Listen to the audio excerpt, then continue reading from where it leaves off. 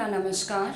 Prabha Khaitan foundation की ओर से आयोजित कलम फरीदाबाद के इस स्तर में मैं पल्लवी आयोजकों की ओर से आप सभी का स्वागत करती हूँ। जैसे कि आप सभी जानते हैं, प्रभा खेतान फाउंडेशन कला, साहित्य और संस्कृति के साथ ही महिला सशक्तिकरण के क्षेत्र में बहुत सारे आयोजन करता है। फाउंडेशन की गतिविधियाँ भारत और दुनिया भर के 40 से भी अधिक शहरों में लगातार चलती रहती हैं। कलम का यह आयोजन अपनी भाषा, अपने लोग की सोच को बढ़ावा देने वाली पहल से जुड़ा है। इस कार्यक्रम में हम नामचीन और नए लेखकों को उनके प्रशंसकों और पाठकों से सीधे जोड़ते हैं। इस कार्यक्रम के अलावा फाउंडेशन किताब, लफ्ज़, एक मुलाकात, विशेषण, सुर और साज, आखिर जैसे आयोजन भी करता है। हमें खुशी है कि आज के कलम फरीदाबाद के इस स्तर में हमारी अतिथि हैं लेखक, संपादक, अनुवादक रश्मि भारद्वाज। अंग्रेजी साहित्य में एमफिल, पीएचडी भारद्वाज के पत्रकारिता में डिप्लोमा हासिल किया है। आप एक अतिरिक्त और मैंने अपनी माँ को जन्म दिया है नामक कविता संग्रह के लिए चर्चित हैं। आपका हालिया उपन्यास वह साल 42 था भी चर्चा में रहा। आपने रजा फाउंडेशन के लिए एशियाई कवियों की कविताओं के अनुवाद और संपादन के अलावा जगन्नौथ एवं अन्य प्रकाशनों के लिए अनुवाद, लेखन और संपादन किया है। वर्तमान में आपका मेरा की पत्रिका के संपादन में जुड़ी है। आप ज्ञानपीठ नवलेखन अनुशासन पुरस्कार, शिवना अंतर्राष्ट्रीय कविता पुरस्कार, सूरज प्रकाश मारवा साहित्य रत्न सम्मान और पाखी पत्रिका के शब्द साधक सम्मान से सम्मानित हैं। बड़े साहित्य मंचों पर आपकी लगातार शिरकत, तो अब मैं अधिक समय न लेते हुए आपसे संवाद के लिए विशाल पांडे जी को आमंत्रित करती हूँ।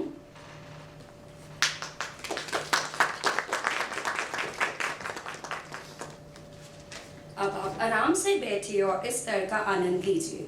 लेकिन तेरे माथे पे ये आंचल बहुत खूब है, लेकिन तो इस आंचल से एक परचम बना लेती तो अच्छा था। मजाज की इन पंक्तियों के साथ प्रभा खेतान फाउंडेशन की समृद्ध श्रृंखला कलम में मैं आप सभी का हार्दिक अभिनंदन करता हूं। आज हमारे वक्त की महत्वपूर्ण कवि, कथाकार, अनुवादक, संपादक रश्मि भारद्वाज जी से बातचीत करने के लिए, उन्हें सुनने के लिए और समृद्ध होने के लिए हम सब यहाँ उपस्थित हुए हैं। रश्मि जी, बहुत बहुत स्वागत है आपका आज इस मंच पर। शुक्रिया विशाल। कहते हैं ना, एक कहावत है कि एक सफल पुरुष के पीछे बहुत सारी स्त्रियां होती हैं। मुझे लगता है एक सफल स्त्री तब मानी जाती है जब उसकी आने वाली पीढ़ी में विशाल जैसे युवा हों, जो स्त्री को समझते हैं, जो स्त्री का हृदय रखते हैं। तो बहुत खुशी हो रही है विशाल कि मैं तुमसे बात कर पा रही हूँ। और कलम का भी बहुत शुक्रिया श्वेता जी, जोया, कि आप लोगों ने मुझे यहाँ आमंत्रित किया बात करने के लिए। रश्मि जी, एक साहित्य की, चूँकि आपके साहित्य पे बात करनी है और मुझे याद आ रहा है कि साहित्य को समृद्ध करने के लिए कितने सारे पुरुषों ने स्त्री को इतने सुंदर और समृद्ध रूप में साहित्य में स्थापित किया।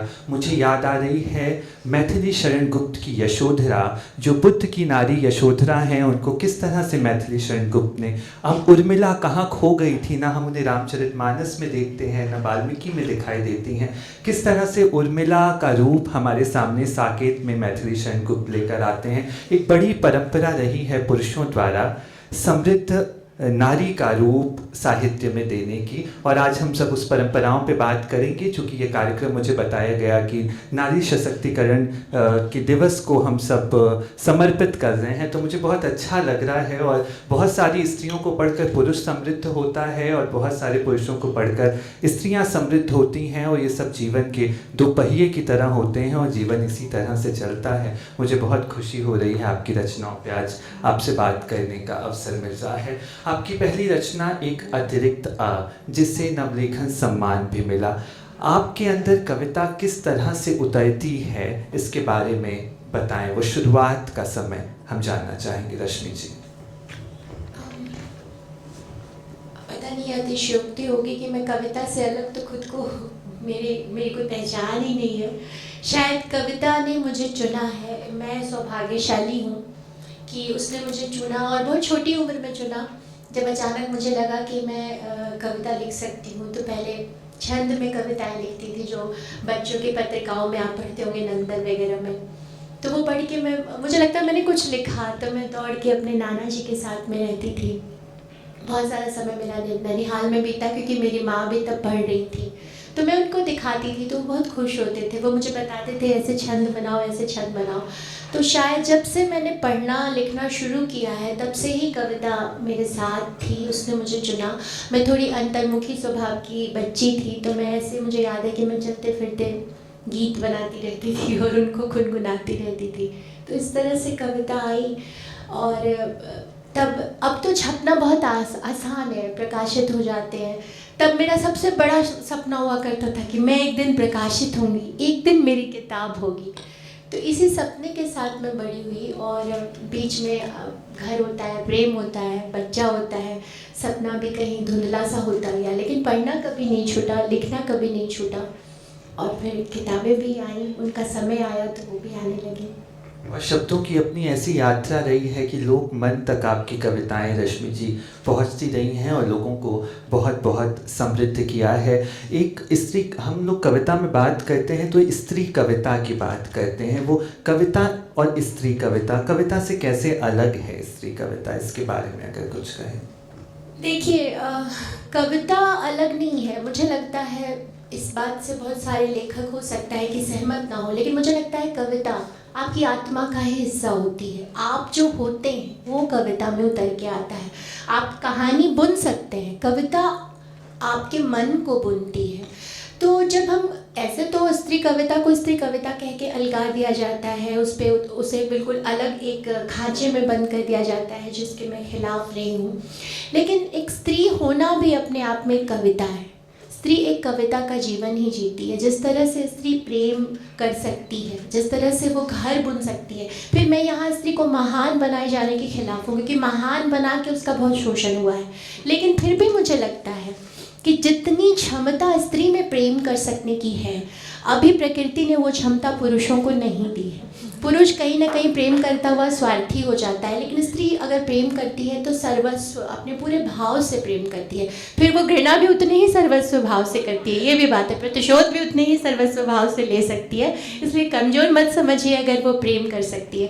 प्रेम करना स्त्री की सबसे बड़ी क्षमता है।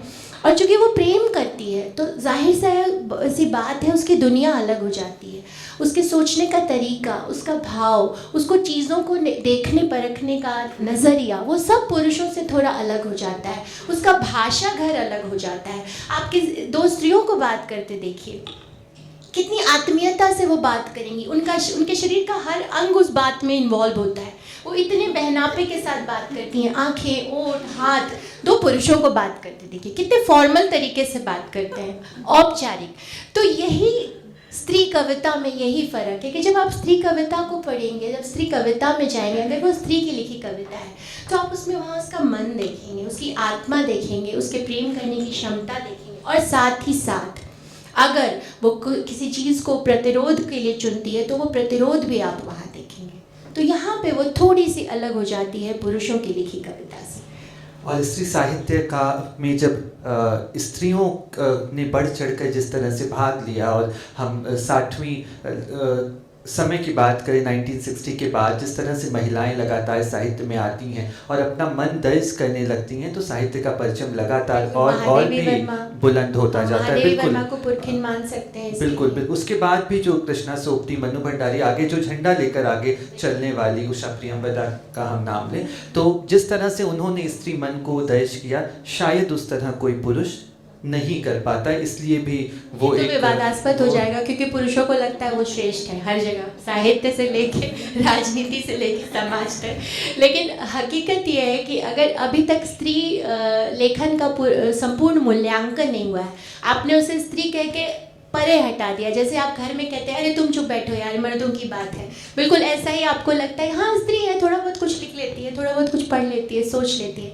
लेकिन अगर समग्रता से मूल्यांकन होगा तो मुझे लगता है कि 19-20 ना कहें, बराबरी की बात है। चेतना में, बुद्धि में, भावनाओं में, कल्पना में, स्मृति में स्त्री साहित्य या स्त्री द्वारा रचा गया साहित्य कहीं से भी कमतर नहीं है।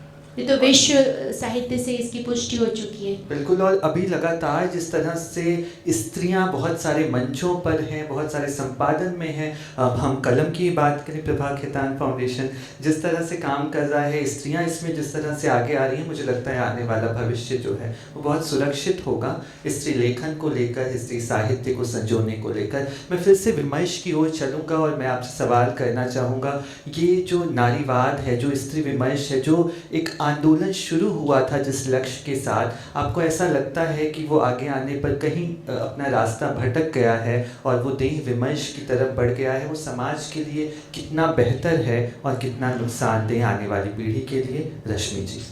देखो, जब मैं सोशल मीडिया आज का सबसे बड़ा हमारे सामने आईना है, तो मैं अक्सर सोशल मीडिया पर देखती हूँ कि लोग फेमिनिज्म का या स्त्रीवाद का मजाक उड़ाते हैं। या एक बात तो मैं बहुत स्त्रियों में भी देखती हूँ, मैं फेमिनिस्ट नहीं हूँ, ये वो बिल्कुल इस बात को घोषित करती हैं। लेकिन मुझे लगता है कोई भी स्त्री अगर अपने हक की बात करती है, न्याय की बात करती है, समानता की बात करती है, और मैं यहाँ समानता से ये स्पष्ट कर दूँ कि समानता का अर्थ पुरुषों की बराबरी नहीं है, ये आर्थिक मामलों में बराबरी, राजनीतिक मामलों में बराबरी, समाज में एक व्यक्ति की तरह बराबरी की बात है। तो जहाँ भी आप पेट्रोल पंप पे जाइए, वहाँ पर भी आपको देखिए स्त्री होने के नाते आपसे अलग व्यवहार करेंगे। रोड पर तो ऐसे बिहेव करेंगे जैसे आप कार चलाती हैं तो आप तो कुछ ना कुछ करने वाली हैं। वो एक एक चीज़ में वो स्टीरियोटाइपिंग करते हैं स्त्रियों की, कि स्त्री है तो ऐसी होगी, वैसी होगी।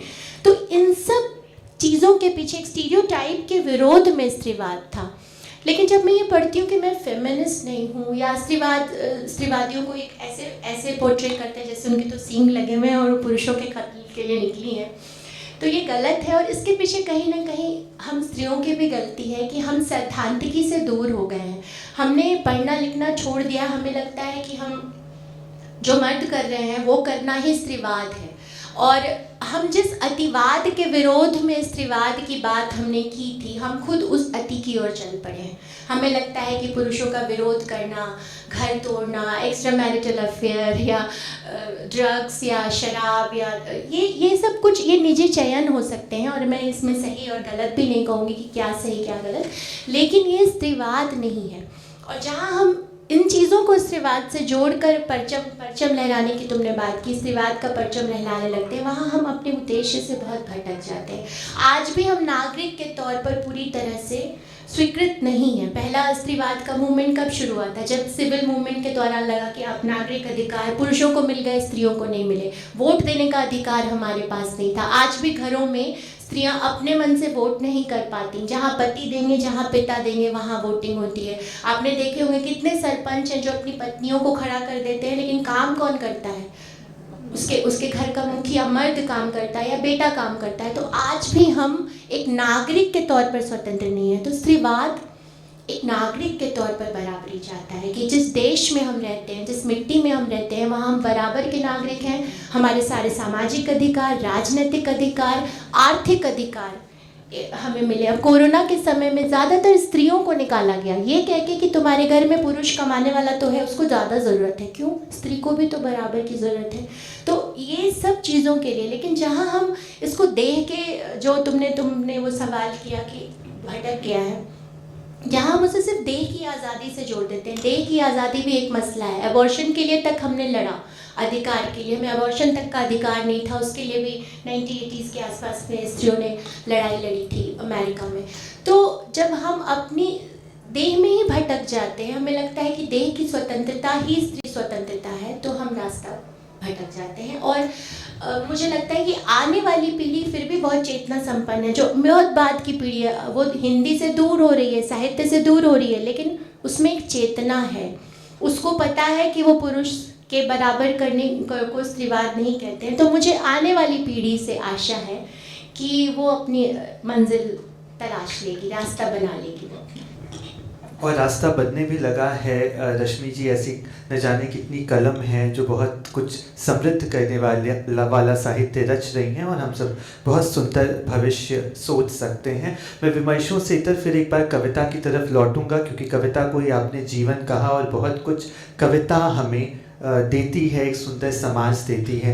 ये गुणवत्तापूर्ण साहित्य से जो वंचित पाठक हैं, जो कि आपने जिक्र भी किया कि जो नई पीढ़ी है वो कहीं ना कहीं साहित्य से दूर होती जा रही है, उनको कविता किस तरह से बचा पाती है, उसके बारे में कुछ कहना चाहें? नई पीढ़ी अलग तरह से साहित्य से जुड़ रही है। नई पीढ़ी जो बहुत नई युवा लोग हैं, जो 2090s बॉर्न्स हैं सारे, मुझे लगता है वो इंस्टाग्राम की पीढ़ी है। और इंस्टाग्राम पे कविताएं हैं लेकिन वो अलग तरह से हैं और वो पोस्टर्स और इस तरह से जुड़ रही हैं कविताओं से।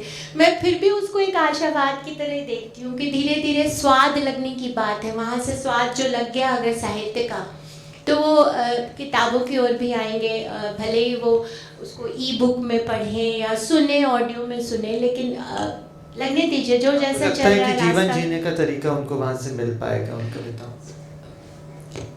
देखो, इंस्टाग्राम पे हर तरह का है। कुमार विश्वास के पोस्टर चल रहे हैं तो दिनकर और निराला के भी पोस्टर चल रहे हैं, तो चुनने दीजिए उन्हें अपना रास्ता। हाँ, हमारी कोशिश ये होनी चाहिए कि हम देखिए, आज हम किसी को भी डिक्टेट नहीं कर सकते, हम निर्देश नहीं दे सकते कि ये करो। हम अगर उसे बताएंगे तो वो कभी नहीं पढ़ेंगे, लेकिन हम उनके लिए धीरे से एक संकेत छोड़ सकते हैं कि आप इससे जुड़िए, इससे पढ़िए। हम जो तुमने अभी हमारी बाहर चर्चा हो रही थी कि स्कूल्स में, कॉलेज में, जैसे कलम जैसे है, आज यहाँ हमारे सामने इतनी स्त्रियाँ हैं। मैंने भी बाहर एक दो से मेरी बात हुई कि स्कूल से आप लोग जुड़े हुए हैं, तो आप लोगों को स्कूल्स में भी ऐसे ऑथर्स के प्रोग्राम्स करने चाहिए और किताबें वहाँ पे रखनी चाहिए। मतलब जोड़ना चाहिए आज की पीढ़ी को किताबों से, लेखकों से, उनसे आप टॉक करवा सकते हैं, क्योंकि उनके मन में भी ऐसा बहुत कुछ है जो अनसुना है, तो शायद वहाँ से वो सुने और रास्ता बने। जी, मैं कविताओं से फिर आपके उपन्यास की ओर चल जाऊँ। वह साल 42 था और वो पढ़ते हुए मेरे मन में जो ख्याल आए और जो टिप्पणियों जैसा कुछ आया, मैं वही सवाल के रूप में आपसे कहना चाहूँगा कि उत्तर आधुनिक समाज में स्त्री स्पेस की तलाश करता हुआ ये उपन्यास है, और ये उपन्यास मुझे आदर्श प्रेम का यूटोपिया भी लगता है। आपको भारतीय और वैश्विक स्त्री का समय और इतिहास में क्या योगदान लगता है, क्या मानती हैं समय के इतिहास में वैश्विक स्त्री का योगदान? पहले तो तुम्हारी यूटोपिया वाली बात पे बात करूं कि मार्गरेट एटवुड ने कहा था कि जिस तरह की किताबें आपको पढ़ने की इच्छा है वैसी नहीं मिली तो लिख दीजिए। तो सच कह रही हूँ कि ये तुमने बहुत सच कहा कि ये यूटोपिया है। इसमें प्रेम का जो स्वप्न मैंने देखा है, शायद वैसा प्रेम हमारे आसपास कम मिलता है। ऐसा नहीं है कि बिल्कुल नहीं है, और ऐसा भी नहीं कि ये जो किताब है पूरी तरह से कल्पना है। इसमें बहुत सारा हिस्सा मेरे दादा दादी के प्रेम का ही है। मेरे खुद के दादा दादी जैसा प्रेम मैंने उनके बीच, जैसा साहचर्य मैंने उनके बीच देखा। जब आप लोग पढ़ेंगे ये किताब, एक लाइब्रेरी के परिदृश्य में जो प्रेम पनप रहा है, तो इसमें जो पात्र है पति, वो पूरी तरह से मेरे दादाजी का पात्र है। इतनी ही आज़ादी इस समय बिना स्त्रीवाद के ककहरे को पढ़े उन्होंने अपनी पत्नी को दी थी। जो राम, क्या नाम है उसका, राम, मैं अपने पात्र का नाम भूल गई, रामेश्वर, वाह शुक्रिया, किसने बोला, थैंक यू। रामेश्वर का जो पात्र है वो मेरा आदर्श पुरुष पात्र है, और वो मेरी यूटोपिया नहीं है। मैंने अपने घर में अपने दादा को वैसा देखा, पिता को नहीं देखा, पति को नहीं देखा, दादा को देखा। तो रामेश्वर ने अपनी पत्नी को बिल्कुल जिस तरह का प्रेम दिया, वो प्रेम मैंने देखा है। और वैसा ही कुछ शिव जैसा पुरुष, वो मेरा कल्पना पुरुष था, रुद्र, जो मैंने उसको वहाँ रुद्र के रूप में लाया। रुद्र भी जीवन में मैंने देखे हैं। तो स्त्री दरअसल ये पूरी तरह यूटोपिया नहीं है, लेकिन आज जो हमारे बीच आसपास मैंने जैसे प्रेम की संरचना देखी है, जैसे समाज में जैसा सुना है, जैसा खुद आत्मावलोकन किया है, जैसा खुद झेला है, तो मुझे लगता है प्रेम आज सबसे फिकल चीज़ रह गया है, सबसे क्षणिक, सबसे पहले ही यही है जिस पे आप विश्वास नहीं कर पाते हैं। सब कुछ, किसी को पूरी तरह से प्रेम करने के बाद भी आप ये नहीं जानते कि आपको वो प्रेम मिल रहा है कि नहीं, और मिल रहा है तो वो सच्चा है कि नहीं। तो इसलिए यूटोपिया, मैं शायद बताना चाहती थी आने वाली पीढ़ी को कि ऐसा भी प्रेम होता है और ऐसा भी होना चाहिए प्रेम। तो हालांकि इसमें कोई त्याग नहीं करता है, किसी ने अपना जीवन नहीं त्यागा है, लेकिन फिर भी पूरी तरह से पूरे जीवन किसी को प्रेम करके रहा जा सकता है, प्रेम किया जा सकता है। फिर जो तुमने सवाल पूछा, क्या सवाल था? वैश्विक, हाँ, वैश्विक स्त्री, आपको भारतीय और वैश्विक स्त्री का जो समय के इतिहास में जो योगदान है उसके बारे में मैं आपसे सवाल करना योगदान चाहता तो हूँ। तुमको समाज में या समाज में? समाज की बात करूँगा। समाज में तो जैसा मैंने तुमको बताया कि मैं भारतीय ही परिदृश्य में आती हूँ। विदेशों में तो जाहिर सी बात है, स्त्रीवाद की लड़ाइयाँ सारी जो प्रोटेस्ट हुए हैं सड़कों पर, बेसिकली वो विदेशों में हुए, अमेरिका में हुए, ब्रिटेन में हुए, और वहाँ से यहाँ भारत तक आए। लेकिन यहाँ पर मैं शुरू करूँगी महादेवी वर्मा से। उससे भी पहले वो उनका नाम मैं भूल रही हूँ, जिन्होंने शिक्षा की अलग जगाई थी, सावित्रीबाई फुले। तो भले ही उन्होंने अपने पति के निर्देशन में ये किया, लेकिन शिक्षा की अलग सावित्रीबाई फुले की तरफ से आई, जिन्होंने स्त्रियों की शिक्षा पर बहुत महत्व दिया। फिर महादेवी वर्मा श्रृंखला की कड़ियाँ लिखती हैं, आप उसको पढ़िए, वो कहीं से भी सिमोन देबोआ के सेकंड सेक्स से कम नहीं है। हम हमेशा विदेशों की ओर बढ़ते हैं, लेकिन सेकंड सेक्स से ज़्यादा वो भारतीय परिदृश्य के लिए महत्वपूर्ण किताब है श्रृंखला की कड़ियाँ। आप लोगों को वो किताब पढ़नी चाहिए। और उसके बाद काफ़ी सारे आंदोलन, भारतीय स्वतंत्रता संग्राम में हम आते हैं, स्त्रियों का जो योगदान रहा, सरोजनी नायडू का, या जितनी भी स्त्रियां रहीं, उन्होंने पूरे सिर्फ लेखन के दम पे ही नहीं, उन्होंने खुद आगे बढ़ के लड़ाई लड़ी। कस्तूरबा गांधी के साथ हमेशा खड़ी रहीं, और उस समय भी पुरुषों ने स्त्रियों को वो उनका अधिकार नहीं दिया। आज भी संसद में वो आरक्षण बिल पारित नहीं हुआ है, तब फिर भी लोग कहते हैं कि स्त्रीवाद की ज़रूरत नहीं है। तो मुझे आश्चर्य होता है कि हम एक साधारण आरक्षण बिल भी पारित नहीं करवा पाए हैं। 33% जहाँ स्त्रियों की बराबरी की मांग की जाती है। तो स्त्रियों का योगदान बराबर का है, और घर से निकल के, घर की बेड़ियाँ तोड़कर अपने वजूद को बाहर निकाल कर और देश के लिए काम करना, ये कोई छोटी बात नहीं थी। तो वैश्विक तो जो है, भारतीय समाज में भी एक भारतीय स्त्रीवाद पर अभी तक पूरी तरह से परंपरा उसकी बनी नहीं है। अगर वो बनाई जाए, उस पर लिखा जाए, तो बहुत सशक्त स्त्रियां हमारे बीच में हैं। और आज मैं इतना बोल रही हूँ यहाँ बैठकर, आप लोग यहाँ बैठकर मुझे सुन रहे हैं, तो इसके पीछे भी हमारी पुरखिनों की एक लंबी साधना है। हमारी माँओं की जो अनदेखी रह गई, हमारी दादियों की, जिन्होंने कभी इतना स्पेस नहीं देखा कि अपनी बात कह सकें, अपनी मर्जी का जीवन जी सकें। तो घरेलू स्त्रियों की भी भूमिका हमें नहीं भूलनी चाहिए। जितनी भी घर जो आज टिके हुए हैं भारत में, सबसे ज़्यादा भारत में घर टिके हुए हैं, वो सिर्फ और सिर्फ स्त्रियों के कारण। अगर स्त्रियां नहीं होती तो घर की पूरी संरचना ही भरभरा कर टूट पड़ती, और घर नहीं होता तो समाज नहीं होता, और समाज नहीं होता तो देश नहीं चल सकता था। तो स्त्रियां तो आधी क्या, मुझे लगता है कि पूरी बराबर का उन्होंने वो शेषनाग की तरह उन्होंने थाम रखा है पृथ्वी को, घर को। स्त्रियाँ हमेशा शेषनाग का किरदार निभाती रही हैं। और आप जब प्रेम और समर्पण की बात कर रही थी, तो मैं महादेवी से और पीछे जाकर मीरा को याद कर रहा था कि जिस तरह आइकन ऑफ लव की तरह वो हमारे सामने, और वो यायावरी मीरा की, वो फक्कर फकीरों की तरह राजा की घर की कुमारी होकर और राजकुमारी होकर और सड़कों पर निकल जाना और गीत गाना कृष्ण के, वो तो मुझे लगता है मीरा से सब बड़ा अच्छा याद दिलाया। तो कोई स्वतंत्रता का आइकॉन हो ही नहीं सकता है। और अक्क महादेवी, उन्हें भी मत भूलो। और अक्क महादेवी बिल्कुल उस वक्त में, और जब मीरा को लिखना पड़ा, ऐसा नहीं था कि आसान था।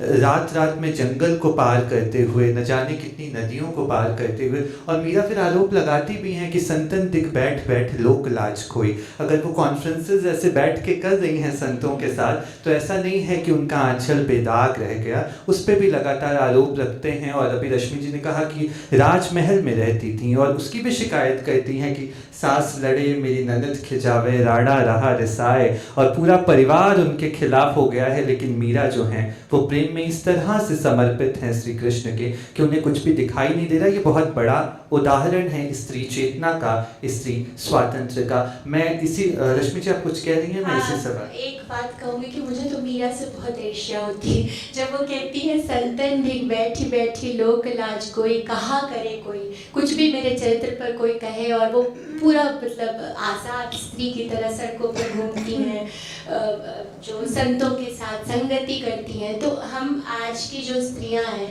जो एक बौद्धिक साथ चाहती हैं, जो एक इंटेलेक्चुअल साथी चाहती हैं, जो उनको समझे, उनको एक शरीर की तरह ना देखे, उनको बराबर दिमाग की तरह देखे, उससे बात करे, क्योंकि हमारे पास भी हमारा दायरा बहुत छोटा है, हम स्त्रियों का दायरा, क्योंकि हम पुरुषों से बात करने जाते हैं तो वो अलग तरह का एक पैरामीटर हमारे लिए। यहाँ सब स्त्रियाँ बैठी हैं, आप जानती होंगी कि हमारे लिए अभी भी सहज नहीं है कि हम पुरुषों की कंपनी में जाकर बैठे। स्त्रियाँ भी हमें चैन से नहीं जीने देंगी, पुरुषों का तो छोड़ ही दीजिए। तो इसलिए मुझे मीरा से बहुत ईर्ष्या होती है कि उस समय उन्होंने वो दायरा खोल दिया, और मुझे बहुत अफसोस भी है कि हमारे समय के पुरुष भी शायद वैसे संत नहीं है कि हम उनकी कंपनी में बैठ सकें, उनसे इंटेलेक्चुअल डिस्कशन कर सकें, बौद्धिक वार्ताएं कर सकें।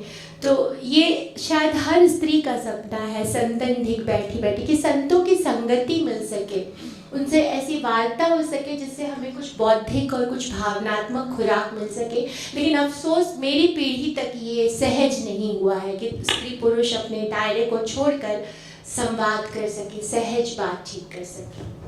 रश्मि जी, मीरा ने किस तरह से उदाहरण देते हुए बौद्धिकता और शास्त्रार्थ की बात करते हुए, आपकी बात सुन के मुझे याद आ रहा था कि किस तरह से मुश्किलात हैं अपना दायरा तोड़ने पर। जब मीरा वृंदावन जाती हैं और वो जीव गोस्वामी से मिलने की बात करती हैं तो जीव गोस्वामी कहते हैं मैं स्त्रियों से नहीं मिलता।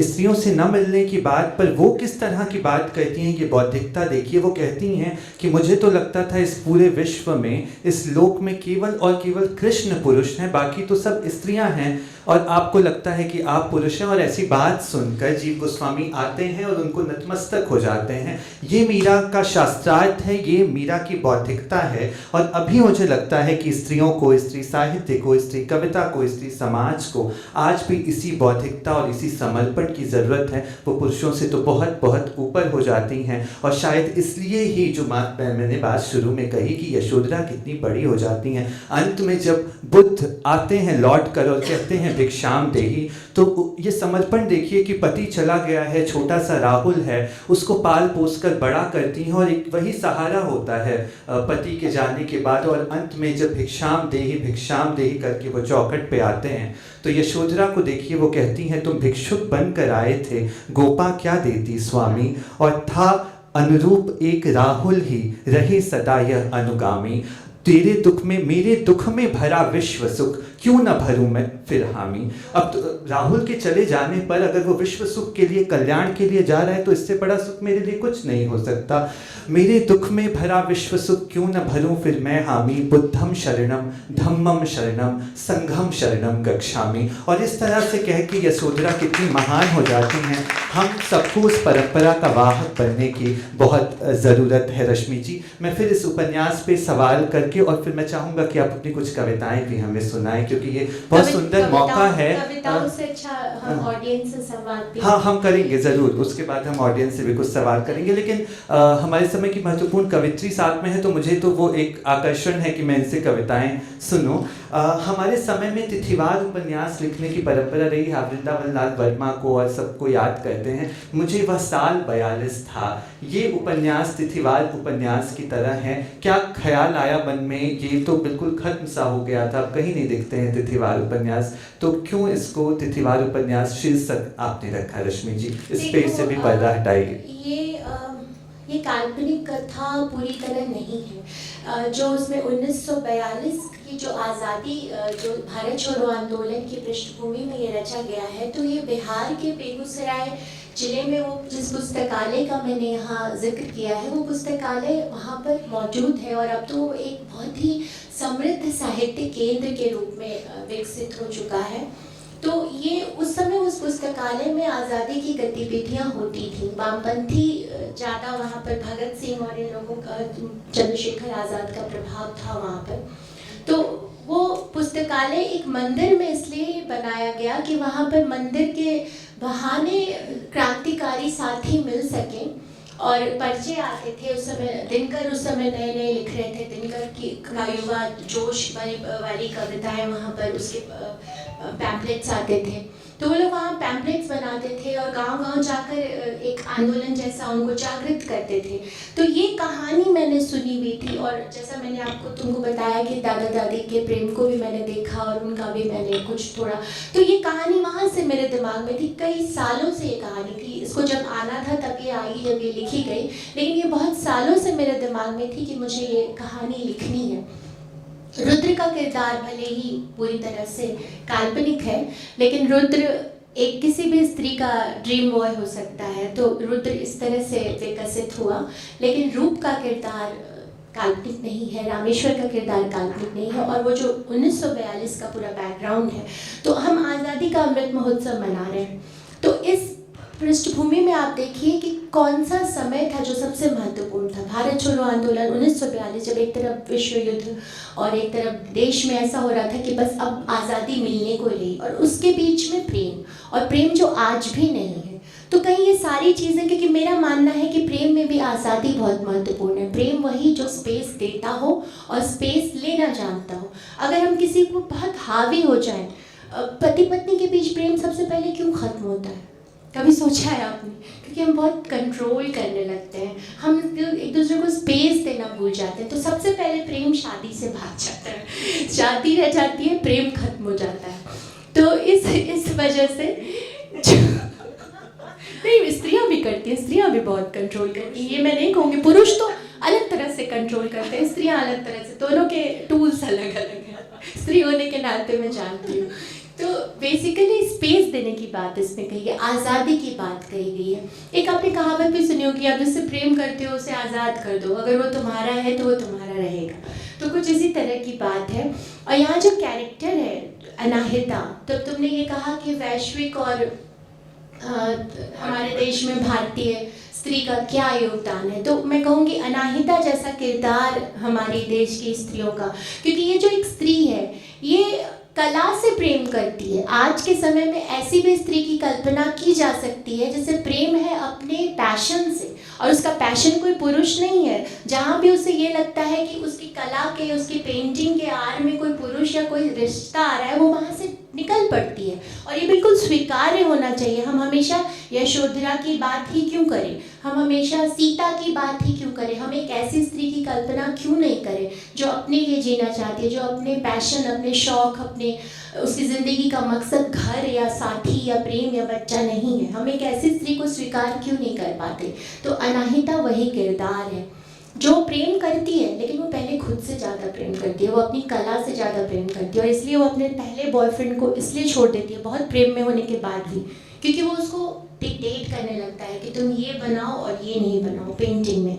तो यहाँ पर एक आधुनिक स्त्री का सबसे बड़ा द्वंद्व ही यही है कि वो प्रेम करती है, लेकिन प्रेम में अपने आप को खो नहीं देना चाहती है। वो अपना स्पेस, अपना होना बचाए रखना चाहती है, वो सब कुछ बनना चाहती है, माँ, पत्नी, प्रेमिका, लेकिन वो ये जानती है कि वो खुद भी है। अनाहिता जानती है कि वो है।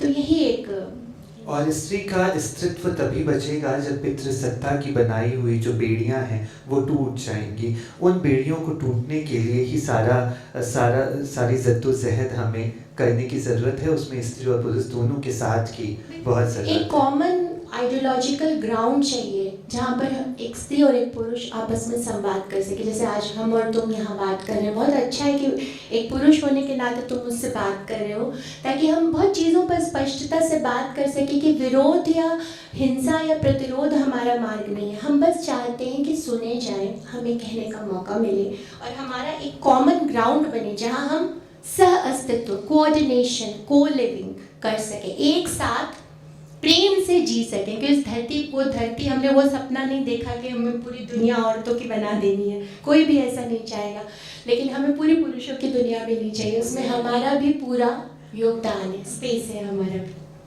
रश्मि जी, इस उपन्यास के बाद में फिर आपके काव्य संग्रह की ओर चलूँगा, जो काव्य संग्रह कल ही आ रहा है हमारे बीच में, घो घो रानी कितना पानी। और रश्मि जी की कुछ कविताएं, मैंने बहुत सारी कविताएं उस संग्रह की पढ़ी और अभी बात भी कर रहा था। रश्मि जी ने बताया कि बचपन का ये खेल होता था घो घो रानी कितना पानी, और लगातार लोग इस खेल पर प्रतिक्रिया दे रहे हैं, लेकिन इस खेल की पंक्तियों के माध्यम से उस काव्य संग्रह में आप क्या कहना चाहती हैं रश्मि जी, आप बताना चाहें?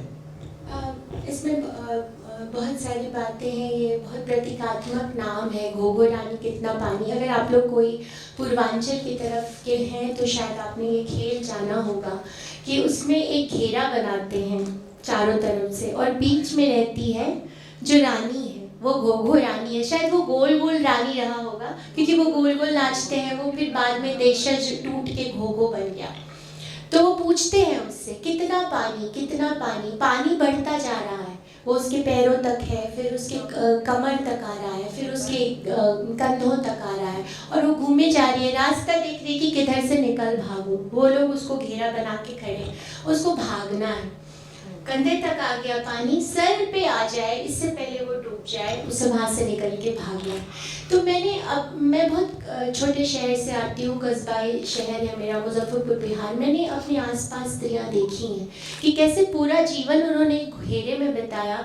मैंने कभी उनके मुंह से नहीं सुना कि वो भाग जाना चाहती हैं, वो निकल जाना चाहती हैं, लेकिन मैंने वो महसूस किया है, मैंने वो उनकी अनकही भाषा पढ़ी है। मैंने इसमें जो समर्पण दिया है उसमें मैंने लिखा है कि वो सारी स्त्रियां मुझे बचा लेती हैं, वो मुझे डूबने नहीं देती, लेकिन शायद कहीं ना कहीं वो डूब गई। जीवित होते हुए भी मैं कहती हूँ कि कहीं ना कहीं उनका होना डूब गया।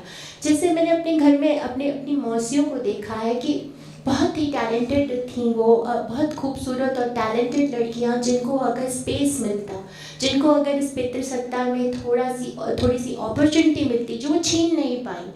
हमने भी जगह बनाई, क्योंकि उन्होंने अपने आप को हमारे सामने रखा, एज ए क्या कहूँ कि एक स्लैब की तरह वो बिछ गई, तो हम उस पर से चलकर यहाँ तक आ गए। लेकिन उनका सपना डूबा, लेकिन वो मुझे डूबने नहीं देती। तो जब तुम घो घो रानी कितना पानी को इस परिदृश्य, इस कॉन्टेक्स्ट में देखोगे कि पानी तो मेरे भी यहाँ तक आ चुका था, लेकिन मैंने निकल भागने का रास्ता बनाया। I can escape, but all women can not escape. तो यही बात है। और इसके अलावा भी इसमें बहुत सारे कोनोटेशन है। पानी की बात है, सबसे कीमती पानी है, और पानी ही सबसे ज़्यादा आने वाले समय में कहा जा रहा है कि जो चौथा विश्व युद्ध होगा वो पानी पे होगा। तो देखिए कि पानी भी एक बहुत ज़रूरी चीज़ है। और प्रकृति की जब हम बात करते हैं, जब स्त्री कविता की बात करते हैं, तुम स्त्री कविता के पूरे परिदृश्य को देखो कि सबसे ज़्यादा प्रकृति की चिंता उसमें होती है। वो सब कुछ बचाना चाहती है, सिर्फ रिश्ते और प्रेम ही नहीं, पेड़ भी, पहाड़ भी, पानी भी। तो पानी भी एक वहाँ पर है। मैं जिस प्रदेश से आती हूँ, बिहार, वहाँ सबसे ज़्यादा सूखा और सबसे ज़्यादा बाढ़ होती है। आप सोचिए, एक तरफ भयंकर बाढ़ जहाँ घर के घर बह जाते हैं, लोग मर जाते हैं, और एक तरफ इतना सूखा कि पूरी ज़मीन सूख जाती है। तो पानी इस परिदृश्य में भी यहाँ पर लिया गया है। और ये जो पानी से डूब पाने की जो बचने की कवायद है, वो इस संग्रह के आने के बाद मुझे उम्मीद है कई सारी स्त्रियों को डूबने से भी बचाएगा। मैं फिर अपने अगले सवाल की ओर बढ़ता हूँ, और मुझे लगता है मैं यू आर अनंत मूर्ति को पढ़ रहा था, तो उन्होंने एक जगह बात कही, वो मैं कोट करूँगा। लेखक जब पब्लिक प्लेस में आ जाता है, वो एक सेलिब्रिटी की तरह हो जाता है, वो एकांत उसको नहीं मिल पाता है, लेखन उससे जाहिर है प्रभावित होता है। लेखक को कितना बचना चाहिए उससे, वो कोट मैं एक बार पढ़ना चाहूँगा, आप अनुमति दें। एक लेखक को सेलिब्रिटी होने से बचना चाहिए, अन्यथा वह केवल अपने प्रशंसकों की आशा आकांक्षा का गुलाम होकर रह जाएगा। यदि हम अपनी हर नई पुस्तक के बाद अपने कुछ प्रशंसक नहीं खोते हैं, तो ज़रूर ही हम लेखकों में कुछ गड़बड़ है। जब लेखक प्रसिद्ध हो जाता है तो समाज की आकांक्षाएं, रश्मि जी, उसके साथ बढ़ने लगती हैं, लेकिन लेखन एकांत मांगता है। तो इस तरह की जद्दोजहद में कैसे खुद का लेखन बचा पाती हैं, या क्या कोशिश रहती है एकांत के लिए? ये एक बार संयोगवश मैंने भी सोशल मीडिया पे ही लिखा था कि एक लेखक सेलिब्रिटी नहीं हो सकता। हम सेलिब्रिटी बिल्कुल नहीं हैं, साधारण लोग हैं। और नई किताब में मैंने ये भी लिखा था कि संसार से मुक्ति के लिए भी संसार में लौटना पड़ता है। तो पूरी तरह से मुक्त तो संसार से बिल्कुल नहीं हुआ जा सकता, और अगर हम संसार से ही मुक्त हो जाएंगे तो हमारा रॉ मटेरियल कहाँ रहेगा, और हम किसके लिए लिख रहे हैं। स्वांतः सुखाय तो लिखेंगे तो डायरी में लिखेंगे, लेकिन सही बात है कि लेखक को भरसक अपना एकांत बचाना चाहिए, और मैं इस मामले में खुशनसीब हूँ कि मेरे पास बहुत सारा एकांत बचता है।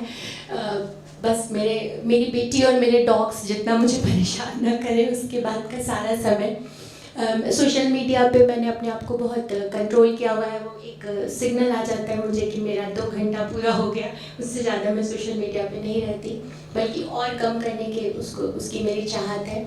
और सही बात है कि एक लेखक को तालियों के लिए नहीं लिखना चाहिए और सच लिखना चाहिए, और कोशिश करनी चाहिए कि जहाँ न्याय नहीं मिल रहा है उस व्यक्ति के साथ खड़ा रहे। वो कोई भी हो सकता है, स्त्री हो सकती है, वो कोई बिल्कुल आम आदमी हो सकता है, वो कोई सवर्ण भी हो सकता है, दलित ही नहीं सवर्ण भी हो सकता है। तो लेखक का ये कर्तव्य है कि वो पहले वहाँ उन पे उसकी नज़र जाए जहाँ लोगों को न्याय नहीं मिल रहा है, और उसकी बात को लिखे। क्योंकि ये एक ऑड्रे लॉर्ड ने कहा था कि लेखन लग्जरी नहीं है, तो बिल्कुल वही बात है कि अगर आप अपनी जहाँ भी आपने इसको लग्जरी मान लिया है, तालियों के लिए लिखने लगे, तो आप अपनी आत्मा के लिए सच्चे नहीं रह जाएंगे, और फिर आपके लेखन में वो ताप नहीं रह जाएगा, तो आप कनेक्ट ही नहीं कर पाएंगे, तो तालियां यूं ही कम हो जाएंगी। रश्मि जी, ये तो इतिहास पे रहा है। हम अगर अपने पुरखों को देखें, मैं तुलसी की बात करूं, मैं सूर की बात करूं, उसके बाद भी आए, मैं मनु जी की बात करूं, उषा जी की बात करूं, सबने बहुत तप कर, बहुत तपस्या, बहुत समर्पण के साथ खुद को गला कर, मतलब आत्मा की हड्डियां गला कर जिसको कहते हैं, उस तरह से लेखन लिखा, तभी वो आज जीवित है। लेखन ऐसा ही होता भी है दरअसल, ये तो 24/7 का काम है, 24/7 का काम है। एक आप लेखक की तरह कभी छुट्टी नहीं ले सकते। अगर आप जब नहीं भी लिख रहे हैं तो आपके अवचेतन में कुछ ना कुछ चीज़ें चलती ही रहती हैं। आप कभी पूरी तरह से किसी चीज़ या किसी घटना या किसी इंसिडेंट में शामिल नहीं हो पाते। एक तरह से लेखन अगर आपको वरदान की तरह मिला है तो वही सबसे बड़ा श्राप भी हो जाता है, क्योंकि आप कनेक्ट नहीं कर पाते उस तरह से बाकी चीज़ों के साथ। बिल्कुल। रश्मि जी, मैं जानना चाहूँगा, हर लेखक की अपनी एक जड़ें होती हैं। महानगर में रहते हैं, कस्बों में और गांव में। मुझे याद आ रहा था जैसे जेसिता की कविताएं हैं, वो कहीं भी जाती हैं तो आदिवासियत की ज़मीन लेके जाती हैं। आपकी कविताओं में ऐसा आप क्या मानती हैं? आपकी जड़ें कहाँ हैं अभी? क्योंकि आप गाँव, कस्बा और महानगर तीनों का आपने परिवेश देखा है। मैंने जैसा कहा कि मैं उन स्त्रियों के लिए लिखती हूँ जिनके पास आवाज़ नहीं है। मैं उस व्यक्ति के लिए लिखती हूँ जिसको न्याय नहीं मिल पाया है समाज में, या जो सुना नहीं जा रहा। और वो व्यक्ति ही नहीं, वो पशु भी हो सकता है, वो प्रकृति भी है जिसका हम सिर्फ शोषण कर रहे हैं और बदले में उसे कुछ लौटा नहीं रहे हैं। तो ये सारे लोग मेरी ज़मीन है, और ये मैं सिर्फ कहने के लिए नहीं कह रही हूँ, क्योंकि मैं ऐसे लोगों के बीच रहती आई हूँ और मैंने उनकी व्यथा देखी है। तो जब मैं लिखती हूँ वो अपने आप मेरे कलम में आकर मुझसे लिखवा जाते हैं। ये जो कविताएं हैं ये शायद उनकी ही अनकही कविताएं हैं जो मेरे माध्यम से आ रही। रश्मि जी, हम सबकी प्रिय कवित्रियों में से एक रश्मि भारद्वाज से क्या छूट गया कि उन्हें कविताओं से क्या छूटा कि उन्हें कथा लेखन की ओर आना पड़ा? ये सवाल बहुत बार पूछा जाता है, और मैं भी सवाल का उत्तर खोज रही हूँ। लेकिन मुझे लगता है मैं भी और कथाएं लिखूंगी और उपन्यास लिखूंगी। उपन्यास जिस डिसिप्लिन की मांग करता है वो मुझ में उसकी कमी है। जैसे कविताएं लिख ली मैंने, और जैसे अभी मेरे दिमाग में कोई कविता आ गई, यहाँ से चलते गाड़ी में जाते, और वो मैंने लिख ली, तो मेरा उस समय का जो सृजनात्मक ताप था वो उतर गया, और मैं कुछ मिनट के मुझ में आज़ाद हो गई। मुझे लगा मैंने कुछ लिख दिया। लेकिन एक उपन्यास जब आप लिख रहे होते हैं, मैंने 1 साल में ये उपन्यास पूरा किया। वो 1 साल में एक अलग ही और में थी। मतलब सारे पात्र मुझे नींद में भी आते थे, सपने में भी आते थे। कभी तो कविताएं भी आती हैं, लेकिन वो आके निकल भी जाती हैं, फिर कोई नई कविता शुरू हो जाती है। लेकिन उपन्यास लिखते हुए बहुत डिसिप्लिन हो जाता है। सुबह 4 बजे उठ के मैं उपन्यास लिखती थी। आजकल फिर मैं उस प्रोसेस में आ गई हूँ, मैं नया उपन्यास लिख रही हूँ। मैं उस डिसिप्लिन के लिए उपन्यास लिखना चाहती हूँ। मैं वो लेखक होना महसूस करना चाहती हूँ कि मुझे लगता है उस समय कि हाँ, मैं बहुत सृजनात्मक काम कर रही हूँ और मुझे मेरे जीवन का बहुत अर्थ दिखता है। उपन्यास लिखते हुए, जब मैं उस अनुशासन में आती हूँ। और दूसरी एक ये बात भी है कि सोशल मीडिया ने कविता एक ऐसी विधा बना दी है जो हर कोई कविता लिख रहा है। कवि होकर भी मुझे लगता है कि आप अपनी बात उतने अच्छे से कह नहीं पा रहे, क्योंकि इतनी भीड़ हो गई है ना कविताओं की, कि कविताएं खो जा रही हैं। मुझे अब ये भी लगने लगा है कि लोग कविताओं को उतना महत्व नहीं देते जितना कथा या गद्य साहित्य को देते हैं। तो शायद इसलिए भी है। और ये जो कथा थी विशाल, जब तुमने इसको पढ़ा होगा या श्वेता जी ने पढ़ा होगा, इसको मैं कविता में नहीं कह सकती थी। कई चीज़ें ऐसी होती है, जीवन तो एक्चुअली फिक्शन ही है ना, जीवन तो कठोर है, जीवन कविता नहीं है। कविता एक अलग धरातल पर आपको ले जाती है, आप कुछ और ही हो जाते हैं, मनुष्यता के स्तर पर बहुत ऊपर हो जाते हैं आप। लेकिन जब आप फिक्शन लिखते हैं तब आप मानवीय कमजोरी, मानवीय दुर्बलता, एक आम आदमी को समझ पाते हैं, बिल्कुल आम होकर आप फिक्शन लिख सकते हैं। तो शायद इसलिए फिक्शन लिखना भी ज़रूरी है। इस बात को लेकर मुझे याद आ रहा है, कथाकार मालती जोशी ने एक बार कहा था कि जब जीवन बहुत कोमल, युवा, सुंदर सब लगता है तो कविताएं उस समय निकलती हैं, लेकिन बाद के वक्त में जाके जब सब कुछ पथरीला लगने लगता है तो वो सिर्फ और सिर्फ कथा लेखन के माध्यम से बहुत कुछ हम सब इतना लिख सकते हैं। पथरीला है कि वो सिर्फ और सिर्फ फिक्शन में आ सकता है, नॉन फिक्शन में भी आ सकता है, पर कविताओं से वो छूट जाएगा। कविता उसको भी कुछ श्रेष्ठ बना के सामने रख देगी। इसलिए बिल्कुल रॉ जीवन जो है वो कविता में, कहानी में ही आ सकता है या नॉन फिक्शन में आ सकता है। बिल्कुल। मैं कुछ कविताएं आपसे सुनूंगा और इतने प्रबुद्ध श्रोता हैं, मैं उनसे भी कुछ सवाल लूंगा आपके लिए, लेकिन उसके पहले मैं आपसे जानना चाहूँगा कि आज के वक्त के जो लेखक जो लिख रहे हैं उनमें किसको सबसे ज़्यादा पढ़ना पसंद करती हैं, अगर हमसे साझा करना चाहें, या कोई प्रिय पुस्तक जो हमेशा अपने पास रखना चाहेंगी? बहुत सारे हैं, नाम कैसे लूँ, इन लोगों से पूछो कौन इनके प्रिय हैं, इन्होंने बहुत कलम किया होगा। बहुत सारे समकालीनों में भी हैं। और अभी हालिया मैंने गरिमा श्रीवास्तव जी की आउशविट्ज पढ़ी, जो इस पे होलोकास्ट पे और बांग्लादेश के विभाजन पर है, वो मुझे किताब बहुत पसंद आई। कई सारी मुझे बौद्धिक स्त्रियां बहुत पसंद आती हैं, तो जो भी बौद्धिक स्त्रियां जो सच में अब मेहनत कर रही हैं, सिर्फ क्योंकि ये सिर्फ प्रतिभा की बात नहीं है। मैं हमेशा कहती हूँ कि स्त्रियों को दुगुनी मेहनत करनी होगी। ये एक तरह से हमारे लिए बहुत बुरा भी है कि हमें खुद को हमेशा प्रूव करते रहना पड़ता है। आप लोग स्कूल में भी होंगे या अपनी नौकरियों में भी आप देखोगे कि आपको मर्दों के सामने हमेशा कमतर किया जाता है, पुरुषों के सामने, यही पैट्रियार्की है। तो बहुत बहुत मेहनत करनी पड़ती है। तो मुझे ऐसी स्त्रियां सच में बहुत पसंद आती हैं जो मेहनत करके अपने आप को प्रूव कर रही हैं, जो रात दिन अध्ययन करती हैं और तब कुछ चीज़ें सामने लाती हैं। जैसे अभी हमारे सामने गरिमा जी हैं, रश्मि रावत जी हैं, तुम जानते हो, अनामिका हमारी कवयित्री हैं, सविता सिंह हैं। तो ये सारी स्त्रियां सिर्फ रचनाकार होने के नाते मैं इनका आदर नहीं करती, इनकी बौद्धिकता के लिए, और मैं जानती हूँ कि इसके पीछे इनका श्रम है।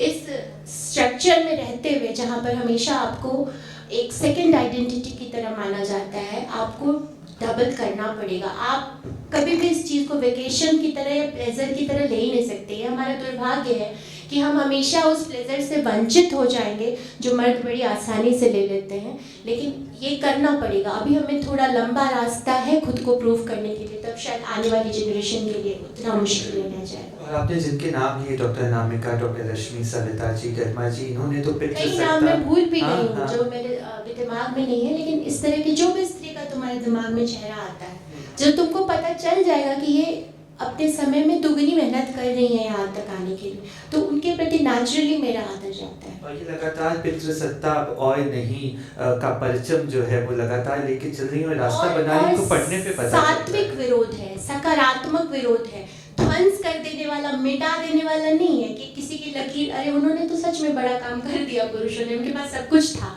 स्कॉलर थे, वो फिलोसफर थे, उन्होंने तो सारे क्रिटिसिज्म उनके ही बनाए हुए। तो जो नया स्त्रीवाद है, जो जिनके नाम मैंने लिए, जो अच्छा पॉजिटिव है, वो उसको मिटाने में यकीन नहीं करता, उसके बराबर या उससे बड़ी रेखा खींचने में यकीन करता है, और वो दुगनी मेहनत से ही हो सकता है। लेकिन जो तुमने कहा कि स्त्रीवाद भटक रहा है, वो तब भटक रहा है जब आप उस रेखा को यूं ही काट पीट में लगे रह रहे हो और अपने आप को वहां तक उठाने के लिए मेहनत नहीं कर रहे हो। अगर आप सबकी अनुमति हो तो कुछ कविताएं मैं कविता से पहले सवाल ले लेते हैं। कविता मुझे समझ नहीं आ रही, मैं बुक में नहीं लाई हूँ, तो मैं तब तक खोजती हूँ। सवाल अगर कोई भी सवाल आपके जहन में स्त्री सशक्तिकरण से संबंधित, चूँकि आज का कार्यक्रम नारी शक्ति को समर्पित है, और या रश्मि जी की रचनाओं से संबंधित, तो आप सब ज़रूर करें या कुछ भी बात कहना चाहते हैं हाँ, आप रश्मि जी से। इतनी बातें हुई हैं फेमिनिज्म, आप अपनी लाइफ से रिलेटेड क्वेश्चंस भी पूछ सकती हैं, जो भी आपको as being a woman, being a mother, being a wife, lover, जो भी आपको महसूस होता है। हमसे बहुत कुछ छूट भी गया, बहुत कुछ छूट गया, और मैं उम्मीद करती हूँ कि हम लोगों ने आपको बोर नहीं किया होगा सैद्धांतिकी पे बात करके। लिखी मैंने अपनी माँ को जन्म दिया है, उस समय आपके मन में क्या भाव उद्वेलित हो रहे थे? जैसे इसकी एक पंक्ति अभी मैं पढ़ रही हूँ और मुझे सच्ची में गूज़बम्स आ रहे हैं कि लेकिन अब जब खुद एक बेटी की माँ हूँ, अनायास ही आरोपित हो गए मुझ में उनके सारे दुस्वप्न, और वह दोहराने लगी है मेरी विद्रोह की 12 कड़ी। मैंने अपनी बेटी को जन्म देने के साथ अपनी माँ को भी जन्म दिया है। ये बहुत ही सुंदर पंक्तियाँ, और इसके लिए आपके मन में किस तरह की भावनाएं उद्वेलित होती हैं, ये मैं जानना चाहती हूँ। शुक्रिया।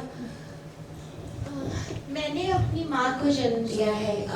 दरअसल ये एक तरह से पीढ़ियों का एक संवाद भी है, क्योंकि माँ ही सबसे सुंदर साथी होती है एक लड़की की, और माँ से ही सबसे ज़्यादा विद्रोह भी करती है एक लड़की अपने स्पेस के लिए, क्योंकि माँ ही सबसे ज़्यादा रोक टोक भी लगाती है, क्योंकि माँ हमेशा एक निर्मिति में है, वो हमेशा प्रभाव में है, वो हमेशा एक पितृसत्ता और घर के लिए उत्तरदायी है। पिता, आपने ये स्ट्रक्चर देखा होगा कि घरों में पिता जो है वो बड़े अच्छे बने रहते हैं अपनी बेटियों के लिए, लेकिन माएँ जो कहती हैं वो दरअसल पिताओं की वाणी ही कहती है कि अंधेरे होने से पहले आना है, लड़कों के फ़ोन क्यों आ रहे हैं, ये तमाम तरह की जो बातें। मैं उस समय मैंने जब 11th किया, उसके बाद मैंने अपने स्पेस खोजना शुरू किया, तो मैंने वहाँ पे एक सांध्य दैनिक जो इवनिंगर होता है, जो शाम की पत्रिका होती है, अखबार होता है, उसको ज्वाइन कर लिया था। अब मेरे घर के लिए बहुत बड़ी बात थी, अरे बाप रे, डॉक्टर साहब की लड़की है, सामंती परिवार था हमारा, वो नौकरी करेगी, क्या बोलेंगे, कितने पैसे देते। मैंने कहा पैसे तो देते ही नहीं है, ऐसे ही रख लिया, कैसे जाओगे। मतलब मुझे याद है मेरी माँ ने सबसे ज़्यादा किया था उसका विरोध। मुझे याद है कि मैं कई दिनों तो ऐसे ही चली जाती थी बिना खाए, तो पता है टिफ़िन को लेके कौन आता था, मेरे पिता। तो ये कुछ इस तरह का था। तो मुझे सबसे ज़्यादा दिक्कत होती थी अपने माँ से संवाद करने में। मुझे लगता था वो मुझे बिल्कुल नहीं समझती, वो मेरी बात नहीं मानती, और मुझे मेरा स्पेस नहीं, और वो ये क्यों नहीं समझती कि ये मैं लड़कों के साथ नहीं घूम रही हूँ, मैं कोई आज़ादी ले रही हूँ, तो मैं अपना स्पेस तलाशने के लिए ले रही हूँ। और ये चलता रहा, शादी हो गई, सब हो गया।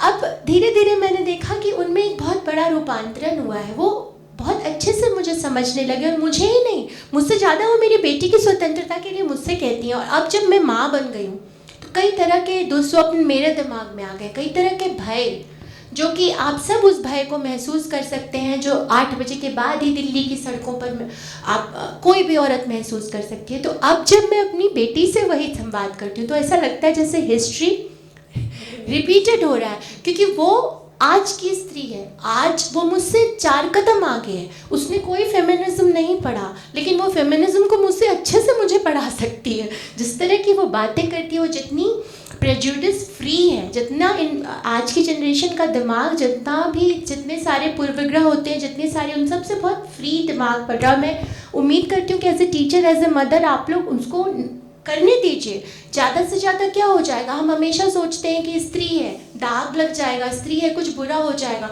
बुरा भी हो जाएगा तो शायद वो कुछ सीख ही लेगी, कुछ उसके साथ उसमें कुछ उसको दुनिया की समझ हो जाएगी।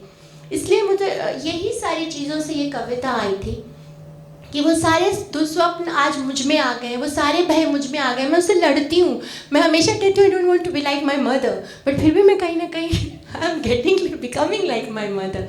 तो ये दिक्कत है जिसकी वजह से ये कविता आई है। और फिर अब मुझे लगता है कि शायद ये जो बदलाव हुआ है मेरी माँ में, ये शायद कहीं मेरी वजह से हुआ है।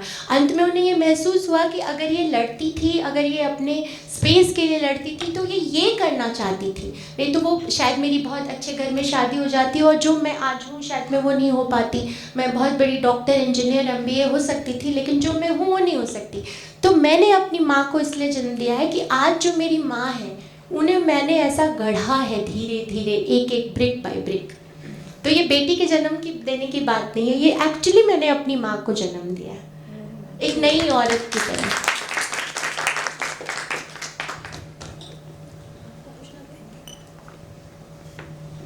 आपने जैसे कहा कि स्त्रीवाद की बात की, तो ये तो सनातन चला रहा है, जहाँ से मनु का आ रहा है वहाँ से श्रद्धा उपेक्षित है, तो जहाँ से श्रद्धा उपेक्षित है वहाँ से नारी समाप्त। तो उसके बाद शंकराचार्य आए, मतलब एक नया जागरण आया शंकराचार्य के आने के बाद।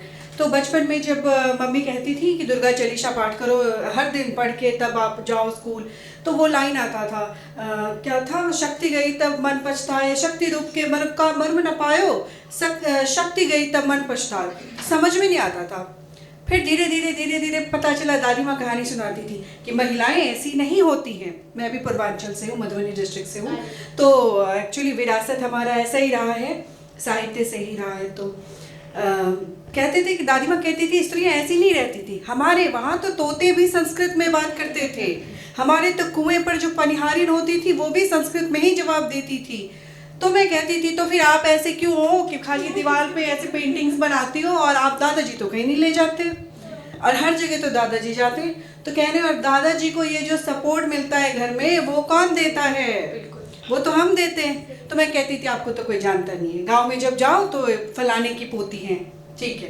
तो कहती थी कि जैसे मंडन मिश्र थे, शंकराचार्य की जब बात करें तो शंकराचार्य यहाँ आकर हार गए थे, मंडन मिश्र शास्त्रार्थ में हारने लगे तो उनकी पत्नी आ गई और कहा अगर है हिम्मत तो आप मुझसे शास्त्रार्थ कीजिए।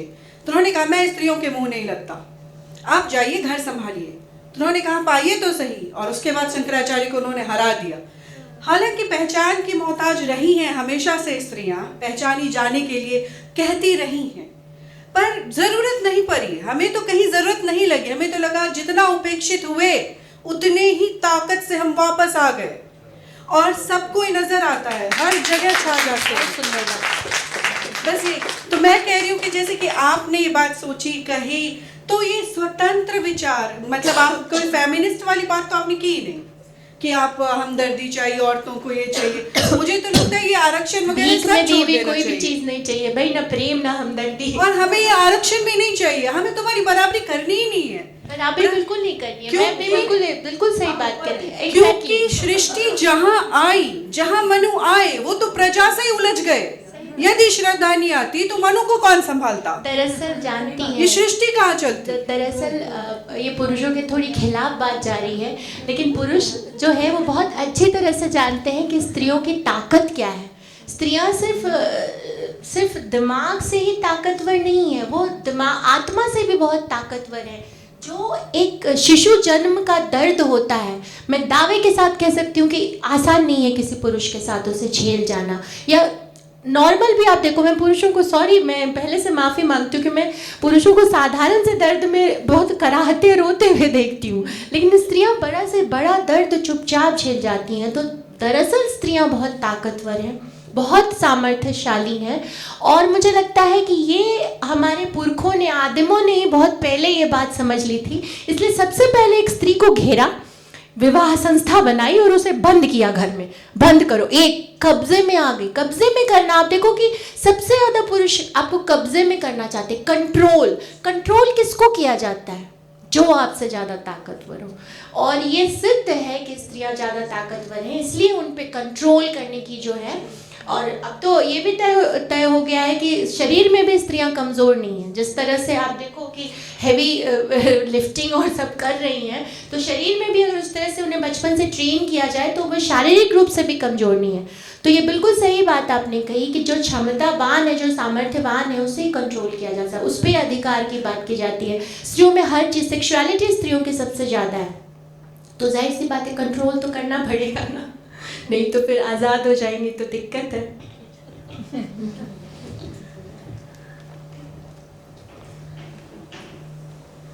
लक्ष्मी जी, जो आपका उपन्यास है वह साल 42 था। उसमें आपने अनाहिता, रूप, रौद्र, इनके नाम में एक बहुत गहराई छुपी हुई है।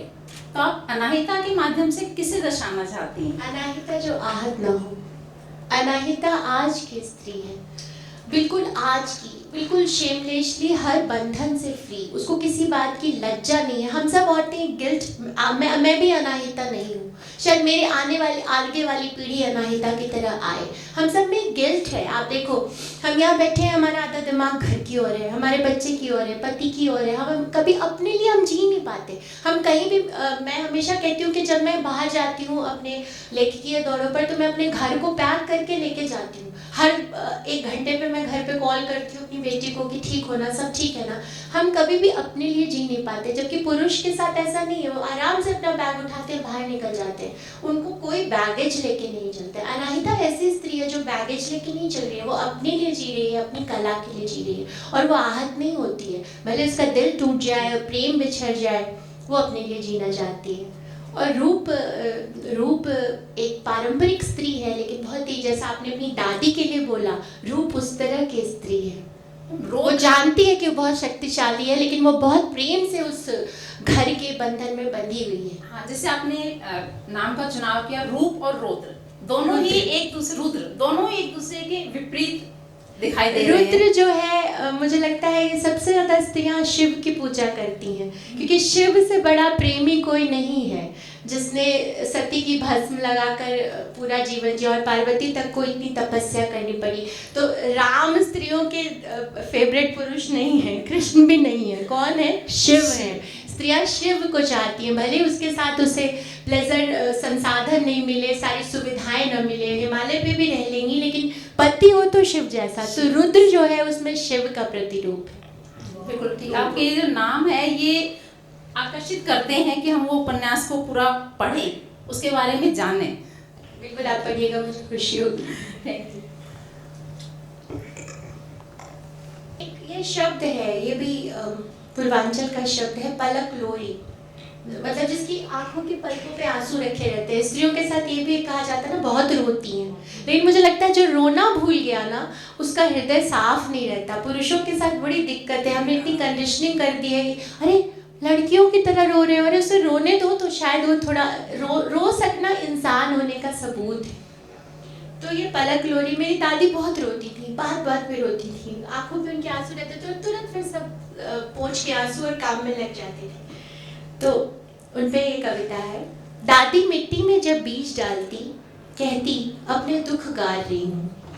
हम देखते किसी चमत्कार की तरह वहाँ हमारे लिए एक सुख उगाया है। वो चिड़ियों को दाना डालती, कहती अपने सुख बिखेर रही हूँ। हम सुनते विस्मय से, चिड़िया उनके ही दुख गाती थी।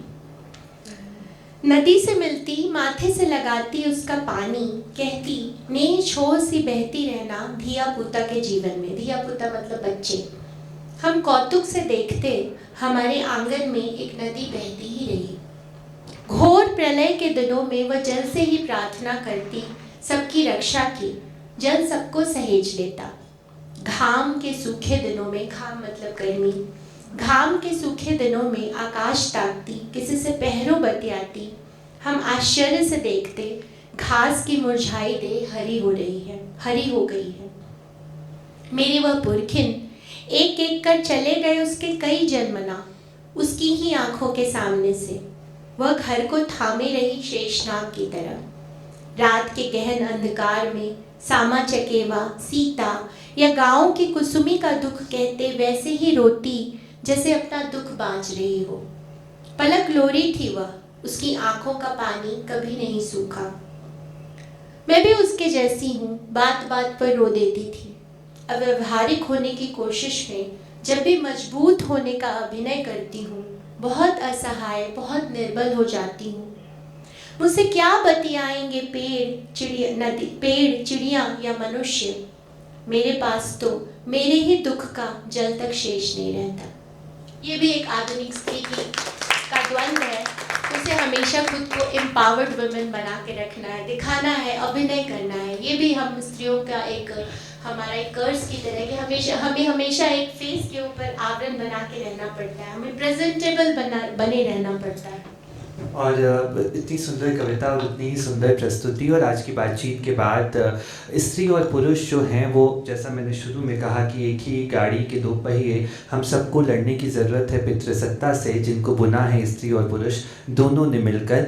मुझे बहुत उम्मीद है कि आज की बातचीत ने हम सबको समृद्ध ज़रूर किया होगा। आप सब ने इतना सुंदर मंच सजाया और इतना सुंदर मंच दिया। रश्मि जी, आपने इतना महत्वपूर्ण वक्त दिया, मैं बहुत बहुत आभार व्यक्त करता हूँ। मैं प्रभा खेतान फाउंडेशन की श्रृंखला कलम के प्रति आभार व्यक्त करता हूँ। बहुत बहुत शुक्रिया आप सभी का। बहुत शुक्रिया विशाल, तुम्हारे प्रश्न बहुत सटीक थे और अपने आप ही सब होता गया। मेरे से मैंने कहा था कि you have to rule the show, और वो तुमने किया। तुम स्त्री मन की भी बहुत अच्छी, तो मैं ब्लेसिंग्स देती हूँ तुम्हें कि तुम इसी तरह एक स्त्री मन को समझते रहो और एक अच्छे मनुष्य की तरह, साहित्यकार तो बनना ही है, तुम एक अच्छे मनुष्य की तरह समाज में आओ। और आप सबका भी बहुत शुक्रिया, इतने अच्छे सवाल आपने पूछे, तो अब मैं संतुष्ट हूँ कि हमने आपको बोर नहीं किया है, आप जुड़ पाए इस वक्तव्य से। क्योंकि लेखकों के साथ एक ये भी दिक्कत है कि एक फासला बन जाता है उनमें और दर्शकों में। हम विशाल ने यही बात कर रहे थे कि हमें वही फासला तोड़ना है, हम जो लिखते हैं वो आप तक पहुँच पाए, हमारे विचार आप तक पहुँच पाए, ये बहुत ज़रूरी है कि हम आपके लिए ही लिखते हैं। शुक्रिया प्रभा खेतान फाउंडेशन, श्वेता जी, जोया और आप सब जो यहाँ उपस्थित इतने प्यारे दर्शक मिले मुझे, इतने बौद्धिक दर्शक मिले, इतनी सशक्त स्त्रियाँ, बहुत शुक्रिया आप सबका। Thank you, Ruchi ji and Vishal ji. Now I would like to call Jyoti Bhalla ma'am, principal of Manaskriti School, Faridabad. I would like ma'am to come here and facilitate Ruchi ji and Vishal ji. Before I felicitate, I have just one little question with Shweta's. You have talked all about progressive and a very forward-looking women. Where what we all witnessed here was a very progressive and a forward-looking woman. But we all are still living in a society and we are into a social media. I will just take one quick question regarding the advertisement which is going on by Dove soap. I think we all know about that. Yes. Now in that campaign, they show a woman in two characters. So who are the ones who are making up that campaign? The men and even the women. I haven't Both. seen the campaign. There's a campaign going on by that soap, Dove soap, and they show a very fair girl and they show a girl which is little wheatish. So they say that if you use this soap, you'll become very bright, you'll become very cheerful, you'll look very beautiful. तो इस चीज को हम कब तोड़ पाएंगे? ये हमें तोड़ना पड़ेगा। The name itself is fair looking girl is the most beautiful girl. So all the lovely ladies who are sitting, do you all believe? और मैम मैं आपसे यही पूछना चाहूंगी, आपका इसके बारे में क्या कहना है? I was not aware about this, but the It's on the social media और मैं स्कूल से ताल्लुक रखती हूँ, तो दिल्ली के स्कूल्स में, गुड़गांव के स्कूल्स में भी ये क्वेश्चन पूछा जा रहा है. Even girls are asking कि इस टाइप का कैंपेन क्यों है?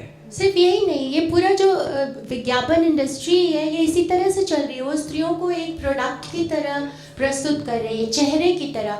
और ये भी एक टूल ही है मैम पैट्रियार्की का, कि हम हमेशा अपनी फिगर अपने चेहरे पे ही केंद्रित रहें और अपने दिमाग को चमकाना ही भूल जाएं। जब दिमाग बंद रहेगा तो हम आसानी से कंट्रोल में रहेंगे। तो ये तो अब हम पर है, हम स्त्रियों पर है।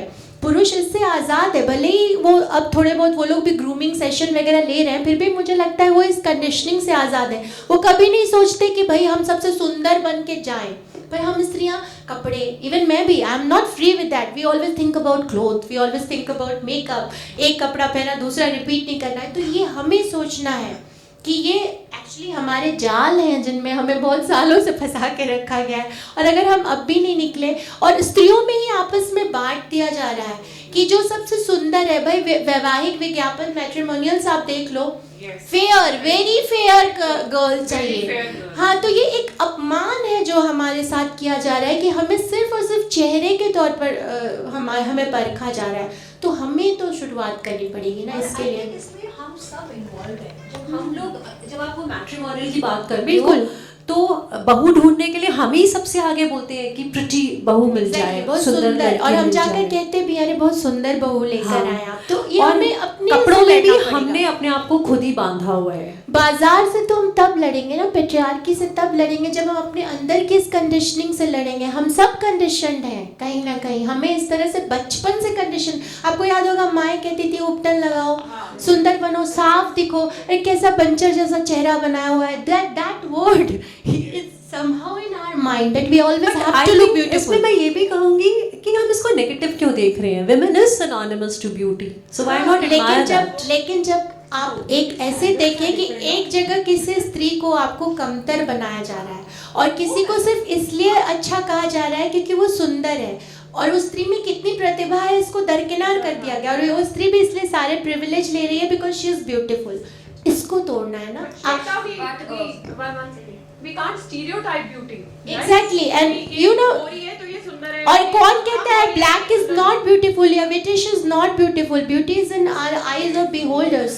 तो हम अपने देखने का नज़रिया बदलें। अभी हाल फिलहाल सोशल मीडिया पर किसी ने ये भी बात लिखी थी कि जब एक स्त्री की शादी हुई, वो मुस्लिम स्त्री थी, कि जब वो सुंदर है तो उसका पति उसको कहता है कि थोड़ा सा दब के रहो, कम मेकअप करो, और उसकी माँ उसको कहती है कि देखो तुम तो हूर हो लेकिन मर्दों का तो चेहरा नहीं देखते, मर्दों की तो कमाई और मर्दों का सोशल स्टेटस देखते हैं। तो जब तक आत्म स्वीकृति नहीं आएगी कि हम जो है जैसे हैं बेस्ट हैं, ये तब होगा जब हम खुद को स्वीकार करेंगे, और दुनिया की नज़र से नहीं कि वो हमें कैसा देखना चाहते हैं, हम जैसे बनना चाहते हैं। और सुंदर दिखने में कोई बुराई नहीं है, सुंदरता तो चेहरे पे तब आती है जब हम अंदर से सुंदर होते हैं, हमारा दिमाग सुंदर होता है, तो वो लाने की कोशिश करनी है। मैं हमेशा कहती हूँ ना कि बराबरी करनी है तो दिमाग से बराबरी करनी है, सुंदर तो हम अपने आप हो जाएंगे, वो आत्मविश्वास हमारे चेहरे पर आ जाएगा।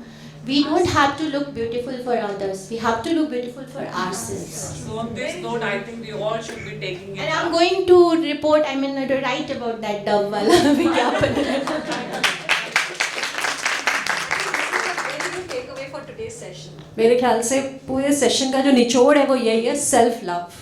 Self-love and And especially when we self-acceptance. have Women's Day coming around, वैसे every day is a Women's Day. Love each other, and we all should not really promote this black and white. I think as a women we need to respect ourselves and others. जिस दिन Self-acceptance, सही बात है। And we all should never go into those metropolitan columns that a beautiful lady. एक बात और है जो साहित्य में beautiful, fair and lovely Exactly. girl. साहित्य में भी ये बात होती है। आप ये भी देखो कि जो पेट्रियार्की है, जो समाज है, उसका ये षड्यंत्र रहता है कि एक टोकन विमेन वो आपको ऊपर चढ़ाएगी किसी स्त्री को कमतर बना के, तो वहाँ आपको उस साजिश को समझने की देर है। हम औरतों में थोड़ी ईर्ष्या भी एक दूसरे के लिए ज़्यादा होती है, उस ईर्ष्या पे काबू पाना भी बहुत ज़रूरी है, और ये देखना है कि जो हमें ऊपर चढ़ा रहे हैं वो एक दिन हमें नीचे भी गिरा देंगे, और जिसको नीचे कर रहे हैं शायद उसको हमें अपनाने की ज़रूरत है। एक सिस्टरहुड की जो बात है, feminism always talks about sisterhood, that is very much important. That's wonderful. Thank you so much.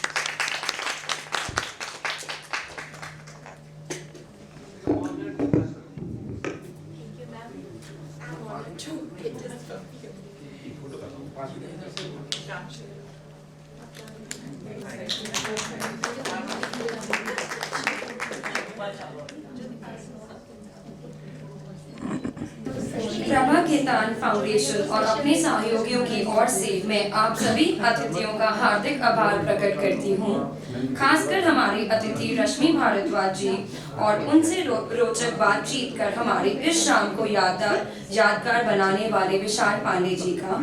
हम अपने प्रायोजक श्री सीमेंट और सहयोगी ह्यूमेन फाउंडेशन और मीडिया पार्टनर दैनिक जागरण से भी आभारी हैं। Thank you.